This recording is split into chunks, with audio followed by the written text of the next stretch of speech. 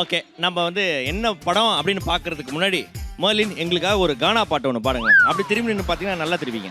My dear மாமா உன்னை பார்க்கும்போது மனசுக்குள்ள குஜாலாக்குது.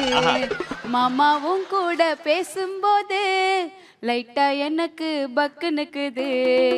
மை டியர் கருவாயா ஹஸ்பண்டா வருவாயா, எனக்கு உன்னோட பாசத்தை தருவாயா. மை டியர் கருவாயா ஹஸ்பண்டா வருவாயா, உன்னோட பாசத்தை எனக்கு மட்டும் தருவாயா. மை டியர் மாமா உன்னை பார்க்கும்போது மனசுக்குள்ள குஜாலாக்குது. மாமாவும் கூட பேசும்போது எனக்கு லைட்டா பக்குனுக்குது. ஆஹா ஆஹா ஆஹா அருமை அருமை அருமை. ஏமா இந்தாம்மா, இவங்க இந்த மாதிரி அடிச்சு பின்னி எடுத்துட்டாங்க. பாயிண்ட் இவங்களுக்கு கொடுத்துடலாமா? நீங்க ஏதோ வித்தியாசமா ஒன்று பண்ணுங்களேன். நீங்க ஏதோ 3 வயசுல பாடுவீங்களாமா ஒரே பாட்டை? 3 வயசுல பாடல, நான் வந்து வேற வேற இமோஷன்ஸ்ல பாடுறேன். வேற ஒரு இமோஷன்ஸ்ல.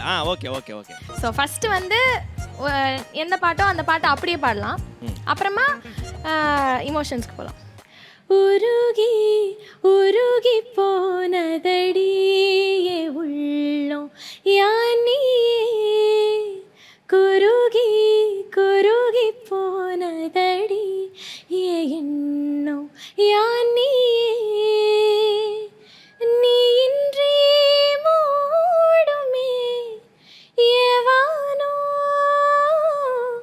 நீதானே என் காதலே என்னாளோ. இது வந்து ஒரிஜினல். இப்போ ஒரு குழந்தை ஹாப்பியாக இருக்கும்போது, குட்டி குழந்தை பாடினா எப்படி இருக்கும் அப்படின்னு சும்மா ஒரு ஐடியா. உருகி உருகி போனதடி என் உள்ளோ யானியே, குருகி குருகி போனதடி என் உள்ளோ யானியே. அப்புறம் இப்ப அதே குழந்தைய அடிச்சிட்டாங்க. ஐயோ, அடி வாங்கி ஒரு குழந்தை இதே பாட்டை எப்படி பாடும் அப்படின்னு ஒரு இமேஜினேஷன்.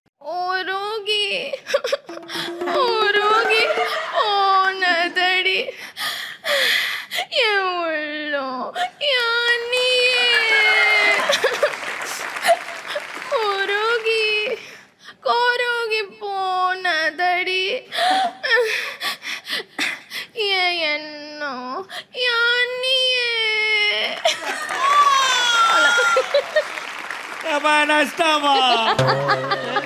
ஓ ஓகே ஓகே. ஸோ வீட்டில் யாராவது கெஸ்ட் வராங்கன்னா குழந்தைங்களை இது மாதிரி பாட வைங்க. ஓகேவா?